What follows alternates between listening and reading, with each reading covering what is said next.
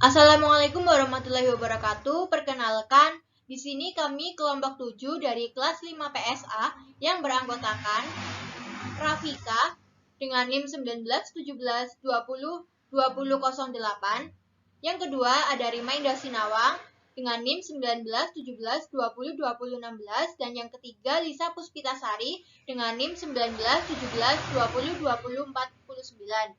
Nah, di sini kami akan menyampaikan hasil review kami terkait dengan mata kuliah kewirausahaan yang diampu oleh Bapak Aziz.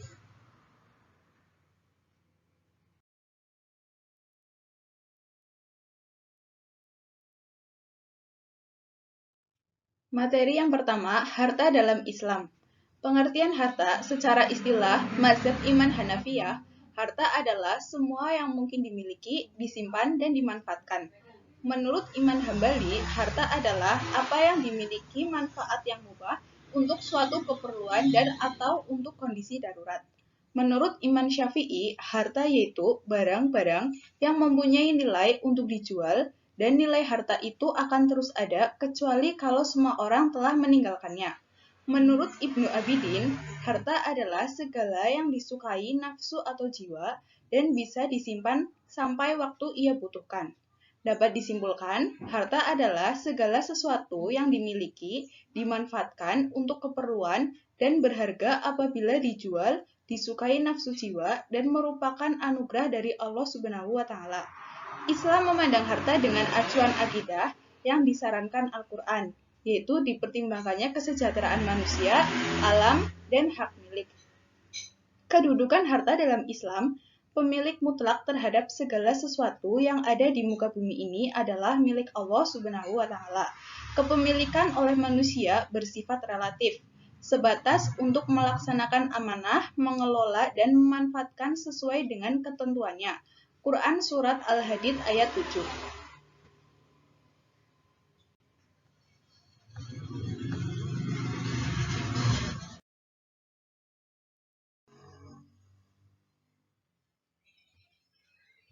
Status harta yang dimiliki manusia adalah yang pertama,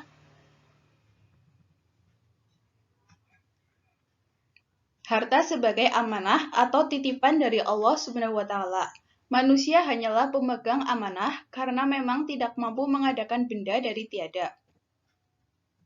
Yang kedua, harta sebagai perhiasan hidup, yang memungkinkan manusia bisa menikmatinya dengan baik dan tidak berlebih-lebihan. Sebagai perhiasan hidup, harta sering menyebabkan keangkuhan, kesombongan, serta kebanggaan diri. Yang ketiga, harta sebagai ujian keimanan, menyangkut cara mendapatkan dan memanfaatkannya apakah sesuai dengan ajaran Islam atau tidak.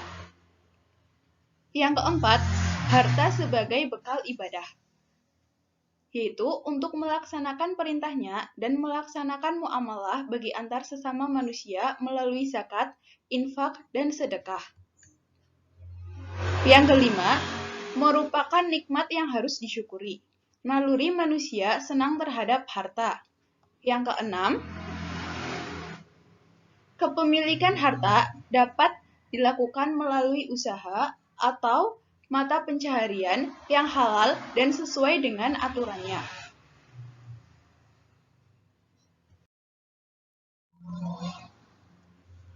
Untuk menjadi seorang entrepreneur muslim, kita harus memperhatikan ciri-ciri sebagai berikut.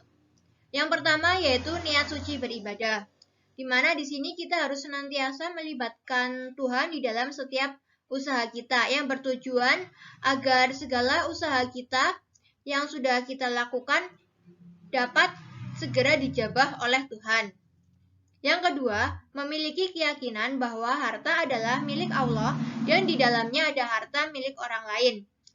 Nah, di sini kita diwajibkan untuk menyisihkan sebagian harta kita untuk diberikan kepada orang yang kurang mampu atau biasa disebut dengan zakat. Tidak hanya itu, kita juga perlu melakukan sedekah yang bertujuan untuk mempererat tali persaudaraan. Yang ketiga yaitu ikhtiar dan selalu bersikap jujur. Ikhtiar atau berserah diri kepada Allah adalah sikap di mana kita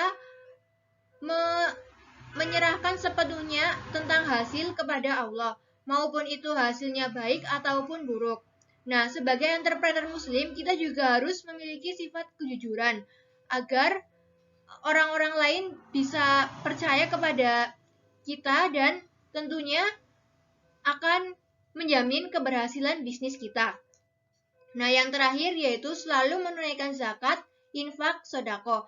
Hal ini sebagai bentuk ucapan rasa syukur kepada Allah atas apa yang sudah Allah berikan kepada kita.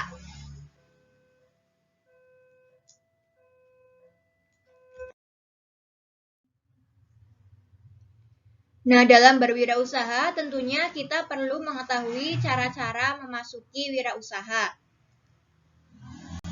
Yang pertama yaitu meniru dan mencontoh. Di sini kita bisa meniru dan mencontoh dalam melakukan awal berwirausaha. Dapat dilihat dari lingkungan sekitar kita atau bahkan kita dapat melihat dari teman-teman kita. Dengan seperti itu, kita nantinya bisa menyimpulkan sendiri untuk bisnis yang akan kita jalani. Tidak ada salahnya mencoba karena mencoba adalah awal kita mencapai kesuksesan.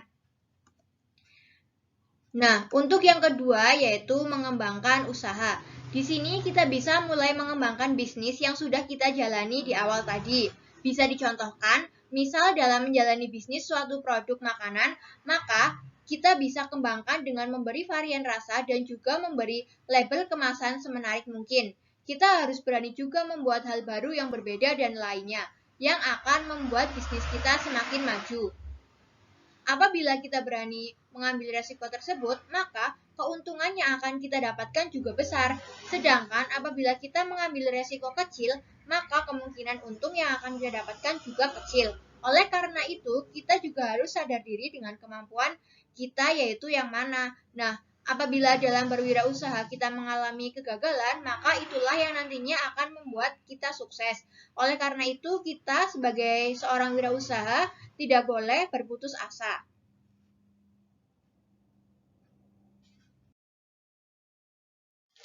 Untuk yang ketiga, cara memasuki wirausaha yaitu berani mengambil resiko. Dan yang keempat, kreatif dan juga inovatif. Yang kelima yaitu pintar melihat peluang. Dapat kita lihat dengan adanya pandemik sekarang ini, kita harus pintar dalam mengambil keputusan ketika berwirausaha. Karena peluang berwirausaha di kondisi saat ini, selain meningkat, juga tentu resikonya lebih tinggi. Oleh karena itu, jadilah entrepreneur yang berani mengambil resiko dan menghadapi segala tantangan. Dengan seperti itu, kita akan tahu mana yang kiranya sesuai dengan tipe kita dan yang bukan. Tidak ada kata terlambat dalam mencoba suatu usaha. Tentunya nanti kita akan mendapat hasilnya di akhir.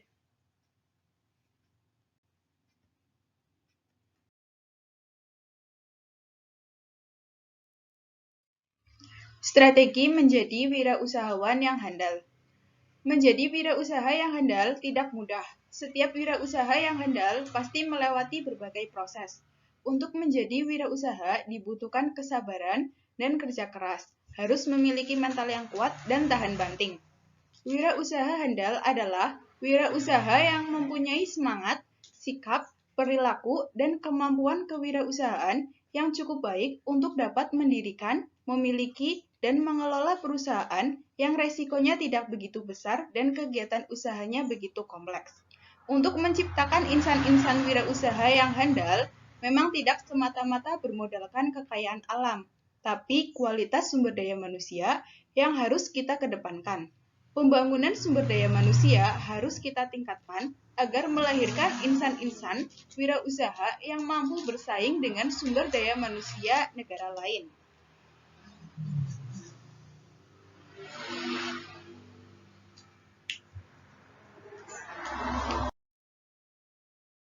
Ciri-ciri wirausahawan handal.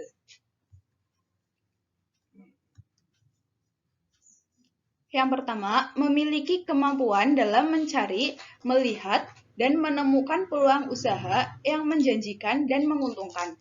Memperluas pengetahuan dengan cara belajar dari orang lain atau dari buku, mengikuti kursus, seminar yang memotivasi dan menginspirasi untuk menjadi wirausaha.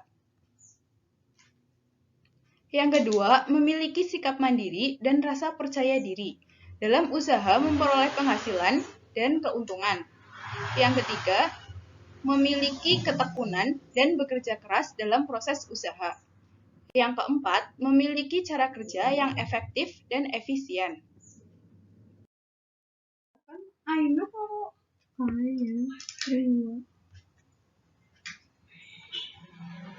Yang kelima, memiliki sikap positif. Yang keenam, memiliki kemampuan untuk meningkatkan kualitas dan kapasitas diri sendiri serta tenaga kerja yang ada. Yang ketujuh, kreatif dan inovatif. Perusahaan yang kreatif dan inovatif akan mampu bersaing di dunia bisnis yang penuh dengan persaingan. Para wirausahawan juga unggul dalam daya kreatif, imajinasi, inspirasi, dan kemampuan yang cukup tinggi untuk menyesuaikan diri dengan perkembangan masyarakat. Selanjutnya, memiliki kemampuan berkomunikasi yang baik. Dalam melakukan pemasaran, seorang wirausahawan bukanlah seorang yang kaku, melainkan sebagai orang yang luas dan lugas. Dalam bahasa lain, mampu menguasai seni public relation dan human relation dengan baik. Selanjutnya, melakukan kerjasama dengan berbagai pihak yang dapat memberikan keuntungan. Selanjutnya, memiliki kemampuan untuk mengembangkan atau memperluas bidang usaha yang sedang dijalankan.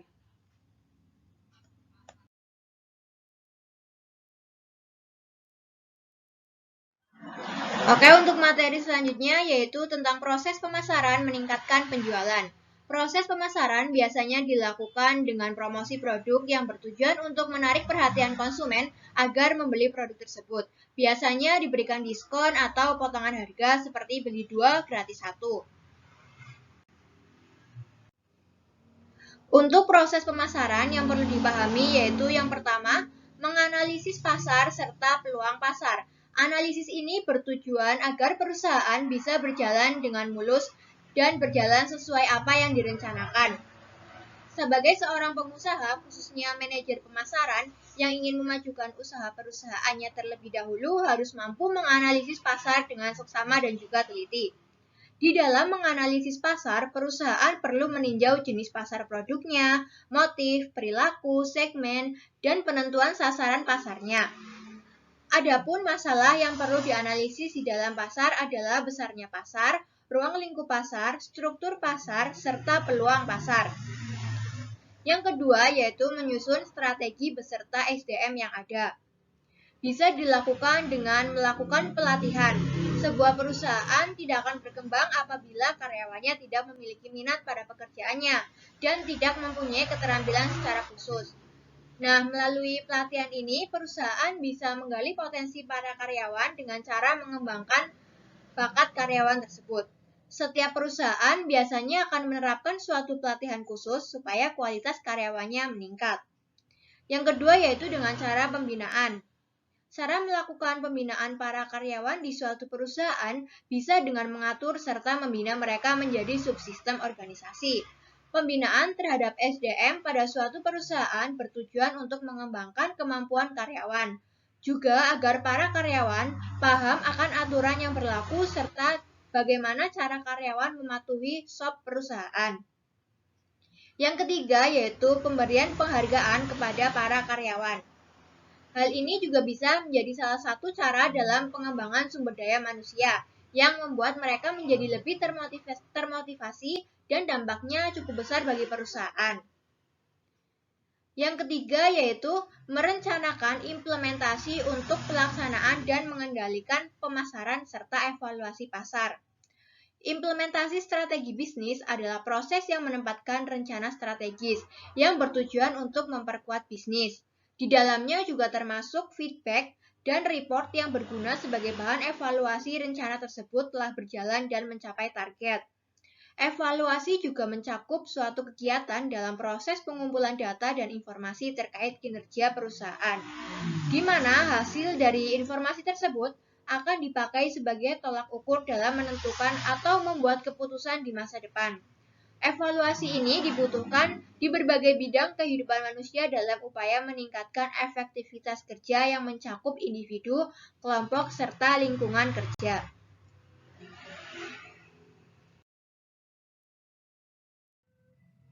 Komunikasi menghipnotis sukses bisnis.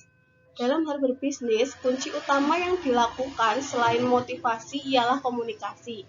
Karena pada dasarnya dalam melakukan bisnis itu pasti ada komunikasi baik dengan karyawan, organisasi, rekan bisnis, maupun kepada orang yang baru akan mulai berbisnis. Tujuan dari komunikasi sendiri ialah mengajak, memengaruhi, menjual, dan menghipnotis seseorang agar mau bergabung dengan bisnis yang sedang dikembangkan. Dalam komunikasi, kita harus tahu awal melakukan komunikasi. Yang pertama, kita harus menulis narasi sebagai pembuka komunikasi. Di sini kita menulis kata-kata sebagai bahan komunikasi nantinya. Setelah itu, kita mencari data atau profilnya, sehingga nantinya kita sudah tahu karakter dan bisa lebih berbicara secara rapi dan jelas tentunya. Dalam melakukan komunikasi, itu harus fokus dan tidak berbelit-belit, karena masing-masing mempunyai perbedaan persepsi. Apabila komunikasi dengan orang yang baru dikenal itu menggunakan bentuk pertanyaan agar merasa akrab satu sama lain. Jadi, apabila dalam bisnis memiliki kemampuan komunikasi yang bagus, itu akan mengembangkan bisnisnya dan akan membuatnya lebih maju. Dalam Islam, melakukan komunikasi itu harus berbarengan dengan kebahagiaan, tidak dengan kebohongan. Karena jika melakukan dengan rasa bahagia, maka apa yang akan kita komunikasikan itu akan lancar, jelas, dan tidak ada unsur merendahkan orang lain dan selalu melakukan apa yang terjadi dalam bisnisnya.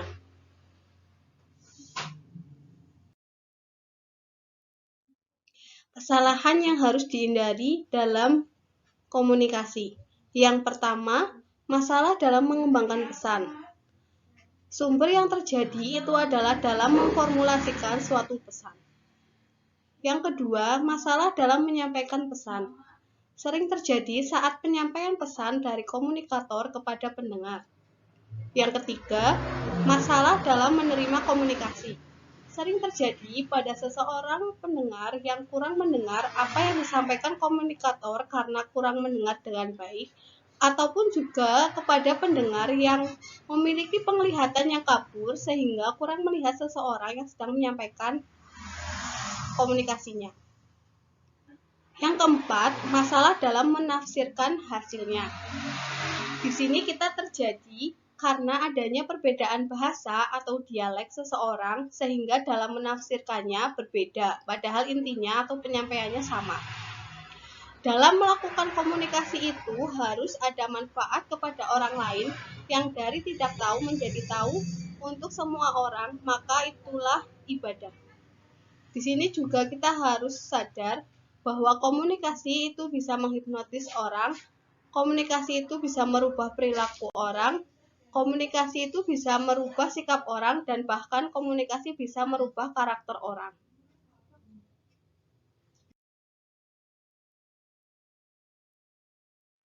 Selanjutnya, kewirausahaan secara Islami. Kewirausahaan dalam pandangan Islam itu segala jenis bisnis yang halal atau diperbolehkan sesuai syariat Islam dan tidak melanggar aturan syariat yang ada dalam bentuk apapun. Dalam agama Islam, konsep kewirausahaan itu ada dua dimensi, yaitu dimensi vertikal, hablum minallah, dan dimensi horizontal, hablum minannas. Dalam dimensi vertikal itu menghubungkan antara orang muslim dengan Allah sebagai Tuhan, sedangkan dimensi horizontal menghubungkan antara orang muslim dan sesamanya. Oleh karena itu, kewirausahaan kegiatannya menjauhi sifat maupun perilaku negatif yang senantiasa melakukan ibadah dan berserah diri kepada Allah. Kewirausahaan dalam Islam itu di dalamnya ada nilai akidah, ibadah, dan muamalat. Selanjutnya, karakteristik kewirausahaan Islam dalam beretika. Yang pertama, Islam mengutamakan kejujuran. Yang kedua, dilarang berbuat ingkar seperti berbohong dan menipu. Yang ketiga, mengutamakan kehalalan dan kesucian barang atau jasa yang dijual. Yang keempat, menghindari riba.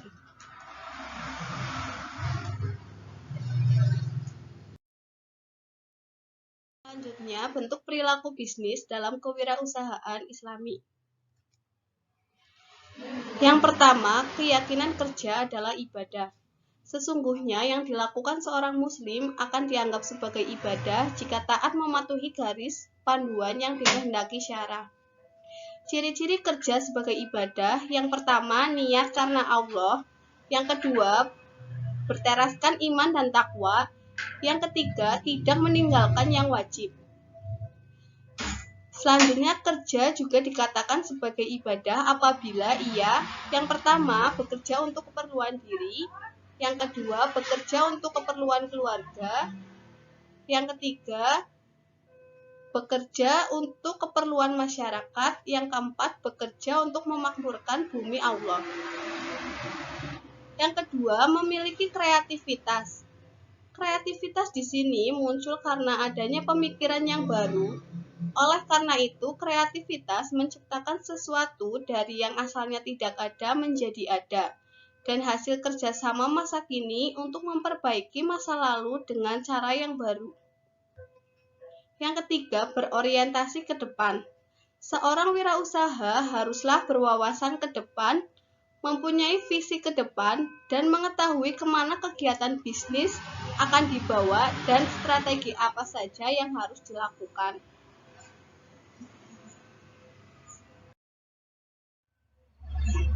Selanjutnya, hasil prestasi kewirausahaan Islami. Yang pertama, bekerja dan berproduksi. Merupakan sebuah bentuk kehendak yang mendorong dan mempengaruhi manusia untuk berusaha dan menghasilkan sesuatu untuk mencukupi kebutuhan. Yang kedua, itu ada kebutuhan primer. Di sini, dalam kebutuhan primer, kreativitas sangat diperlukan karena meningkatkan kemakmuran masyarakat. Yang ketiga, kebutuhan sekunder. Kebutuhan sekunder di sini itu ada etika ilmu ekonomi berusaha membatasi kebutuhan manusia terhadap kebutuhan material yang jumlahnya semakin terbatas.